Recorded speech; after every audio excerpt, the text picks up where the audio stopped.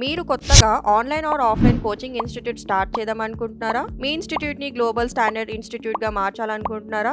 మరియు మీ స్టూడెంట్ ఎన్రోల్‌మెంట్‌ని కూడా పెంచుకుందామనుకుంటున్నారా? అయితే వెంటనే మీ ఇన్‌స్టిట్యూట్‌కి ఐఈబీ అక్రిడిటేషన్ తీసుకోండి. మీ ఇన్‌స్టిట్యూట్‌ని ఐఈబీ అక్రిడిటేషన్ ఇన్‌స్టిట్యూట్‌గా మార్చుకోండి. Thank you. హలో ఎవరివన్, మీరు మీ ప్రొడక్ట్స్ని ఎక్స్పోర్ట్ చేద్దాం అనుకుంటున్నారా? దానికి సంబంధించిన రిజిస్ట్రేషన్ మీరు తీసుకుందాం అనుకుంటున్నారా? అయితే ఈ వీడియో పూర్తిగా చూడండి, స్టాప్ చేయకండి. ముఖ్యంగా మనం మన ప్రొడక్ట్స్ని ఎక్స్పోర్ట్ చేయాలంటే ఐఈసి ఇంపోర్ట్ ఎక్స్పోర్ట్ కోడ్ అది వచ్చేసి మన కంపెనీ పేరు మీద రిజిస్ట్రేషన్ చేసుకోవాల్సి ఉంటుందండి. ప్రొపర్షిప్లో కానీ, పార్ట్నర్షిప్లో కానీ, ప్రైవేట్ లిమిటెడ్లో కానీ, ఎల్ఎల్పిలో కానీ ఎవరైనా కానీ ఈ ఐఈసి ఇంపోర్ట్ ఎక్స్పోర్ట్ కోడ్ అనేది మన కంపెనీ పేరు మీద రిజిస్ట్రేషన్ చేసుకోవచ్చు. ఇంపోర్ట్ ఎక్స్పోర్ట్ కోడ్ తీసుకుంటే సరిపోతుందా సార్, మనం అన్ని ప్రొడక్ట్స్ మనం ఎక్స్పోర్ట్ చేయొచ్చా అంటే ముఖ్యంగా ఇంకొక రిజిస్ట్రేషన్ కూడా ఉంటుంది. అది వచ్చేసి ఏడీ కోడ్. ఏడీ కోడ్ అంటే authorised dealer code registration. Import export code registration ఉంటేనే మనం ఏడీ కోడ్ రిజిస్ట్రేషన్ అనేది తీసుకోవచ్చు. సో మనం ఎక్స్పోర్ట్లో అలౌ అవ్వాలంటే కంపల్సరీ ఏడీ కోడ్ అనేది కంపల్సరీ మన బిజినెస్ రిజిస్ట్రేషన్ తీసుకోవాల్సి ఉంటుంది. సో మనం ఫస్ట్ మన బిజినెస్ రిజిస్ట్రేషన్ చేసుకుంటాం, తర్వాత ఇంపోర్ట్ ఎక్స్పోర్ట్ కోడ్ తీసుకుంటాం, తర్వాత ఏడీ కోడ్ రిజిస్ట్రేషన్ మనం చేసుకొని మన ప్రొడక్ట్స్ మనం ఎక్స్పోర్ట్ అనేది చేసుకోవచ్చు. కొంతమంది సొంత ఇన్వెస్ట్మెంట్ తోటి మ్యానుఫ్యాక్చరింగ్ చేసి ప్రొడక్ట్స్ని ఎక్స్పోర్ట్ చేస్తారు.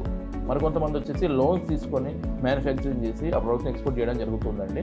ఈ ఏడీ కోడ్ రిజిస్ట్రేషన్ ఉండడం వల్ల వాళ్ళ యొక్క వడ్డీ రేట్ పైన సబ్సిడీ అనేది బ్యాంక్ నుంచి మనకి రావడం జరుగుతుంది. సో ఈ ఏడీ కోడ్ రిజిస్ట్రేషన్ వచ్చేసి మనకి 14 డిజిట్ ఉంటుందండి. సో ఇది మనకి బ్యాంకుకి అనుసంధానమై ఉంటుంది ఈ కోడ్.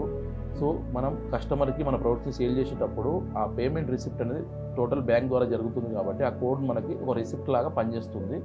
మనకు ఇచ్చే ఏవైతే లావాదేవీలు అవన్నీ లీగల్గా బ్యాంక్ ద్వారా జరగడం జరుగుతుంది. అవి మనకి ఇచ్చే బిల్స్ అనేది మనకు రిసిప్ట్ ఏవైనా కానీ మనకు లీగల్గా మనకు వ్యాలిడ్ ఉంటాయి. సో మనం సేఫ్ సైడ్లో మనం ఎక్స్పోర్ట్ అనేది చేసుకోవచ్చు.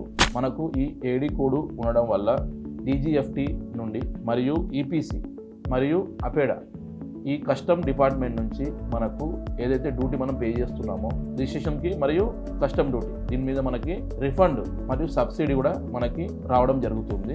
ఈ ఏడీ కోడ్ రిజిస్ట్రేషన్ వచ్చేసి మన కేవైసీ డాక్యుమెంట్స్ అంటే Aadhaar, pan, photo and location సంబంధించిన కరెంట్ బిల్లు, దీంతో పాటు క్యాన్సిల్ చెక్ మరియు ఇంపోర్ట్ ఎక్స్పోర్ట్ కోడ్, నెక్స్ట్ దీంతో పాటు బ్యాంక్ లెటరు, సో ఇవన్నీ యాడ్ చేసి మన ఏడీ కోడ్ రిజిస్ట్రేషన్ అనేది మన కంపెనీకి చేయడం జరుగుతుంది.